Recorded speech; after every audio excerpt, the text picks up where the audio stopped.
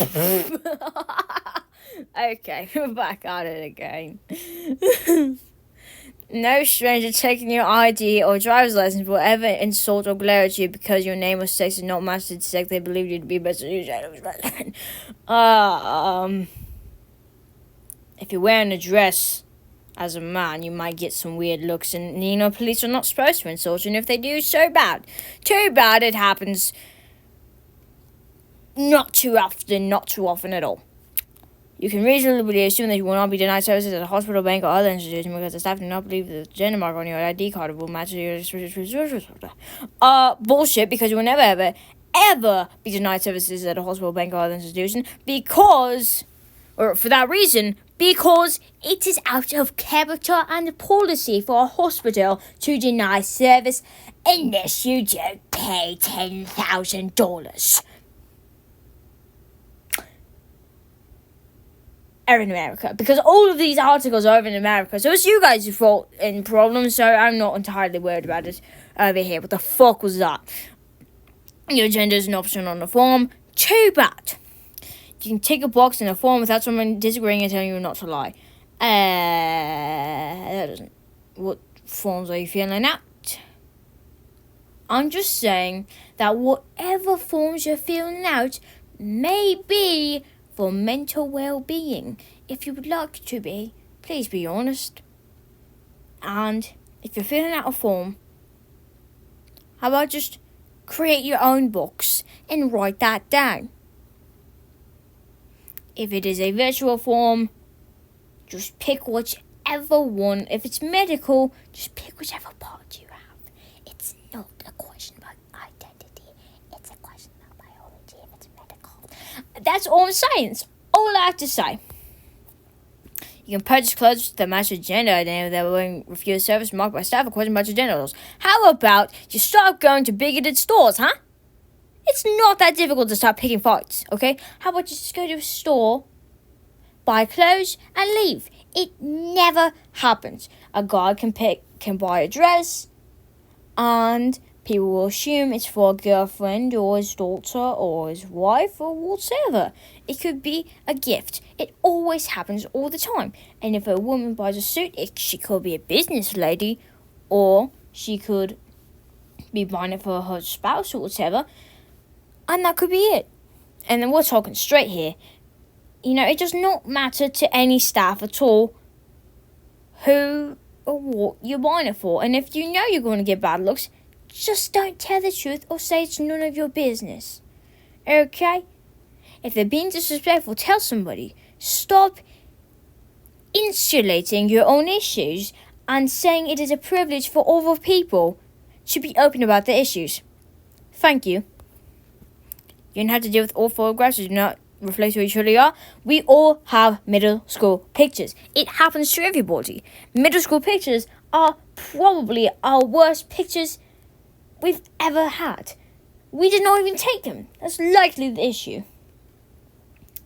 It is everybody's problem to deal with middle school pictures or old pictures that are not exactly who you feel like you are now. Who you are now, exactly. You could have a conspicuous red armband in one of your pictures, but that's not who you are now, is it? You could have a picture of you in scrubs. That's not you now, is it? Just saying, happens to everybody. It's not a privilege. It is just a part of life. Thank you. If you're dating somebody, you know they aren't going to satisfy curiosity or can't pertain to your gender, e.g. the novelty of having sex with a trans person. Nope. There is a novelty of male strippers, and I sure hope you know that. And instead, if you have somebody who is looking to do that, first of all, you are the first of many, first of very few actually, to actually be open about your gender. Because I know lots of people who will not say that they are trans, therefore deceiving their partner off of Tinder or whatever. We will get into that later. So, if that happens, break it off. It's not that big a deal. Women, however, always have partners who just want sex, and that's always been an issue. It's always been an issue. The novelty of dating a prostitute, novelty of dating, let's say you're fucking 13-year-old. I'm just saying, it happens everywhere. It is not a common life experience, but it is sure a shitty one. Thank you. And this here is from ASU. These 3, 4 actually, or from an article from ASU. You can access gender-exclusive spaces such as the Michigan Women's Music Festival, Greek Life, or Take Back the Night, and not be excluded to your trans status. If you are going to perform as the opposite or a different gender than a woman, you are likely not going to be let in because you are technically not a woman. But if these are exclusive to only women, that is pretty shitty. That is absolute shit. Everyone should be allowed to attend and, observe an event or festival such as this. If only women are allowed in, that is pretty shit.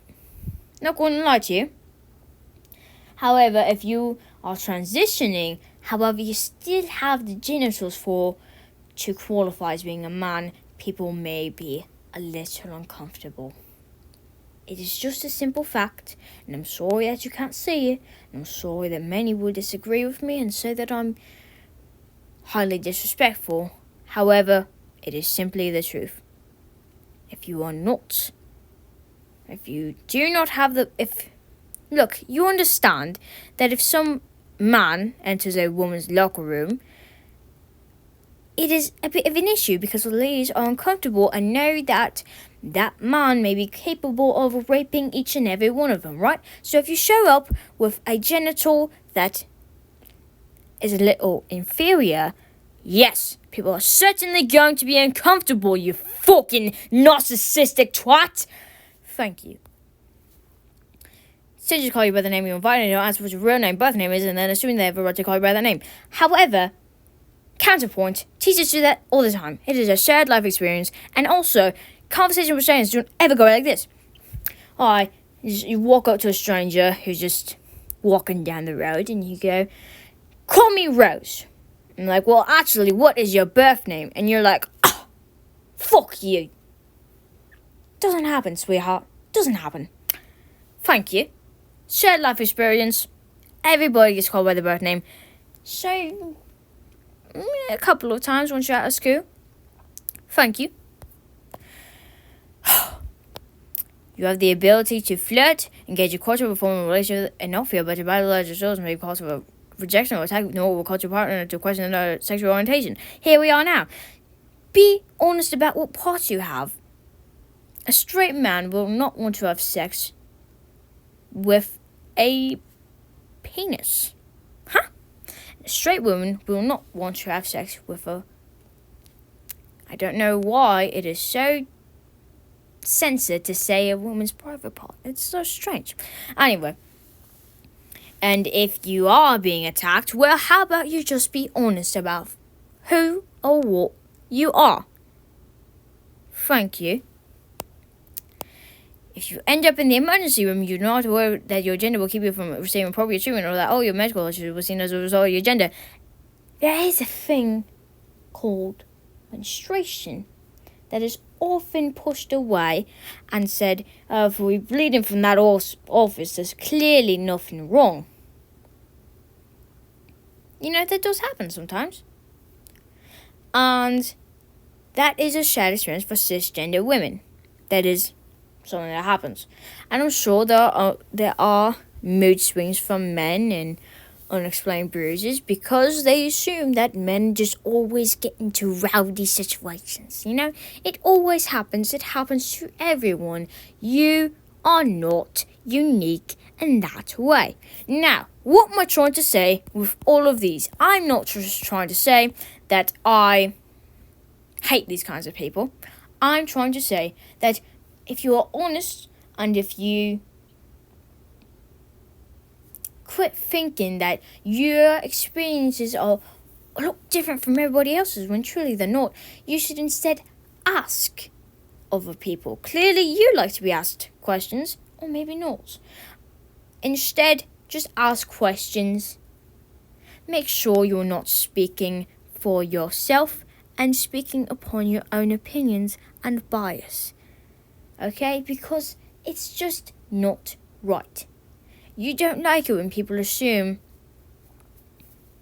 your gender or your pronouns, right? So how about you don't assume that's your experiences and these don't happen to cisgenders? Huh? How about you quit doing that and we'll all be just splendid. Thank you.